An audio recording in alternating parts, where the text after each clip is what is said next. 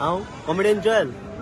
म्हजो पयलोच तियात्र हांवें डायरेक्ट केल्लो आनी कॉमेडियन किंग कॉमेडियन आगोस्तिनो हाणें बरयलोलो सुपरहीट तियात्र, बऱ्यांतलो बरो तियात्राचें नांव इनास. म्हणजे आख्खे सांगात्यांक घेवन हांव लंडनाच्या शारांत पावलां. पयलो सुवातेर हांव दुनिया देवाक आर्कां दिता आमकां बरे भशेन तेणें पावले म्हूण.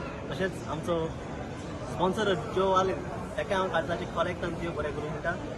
हे शो जातले हे परी 7 तारखेर वेमली सेडबरी स्कूल 6:30.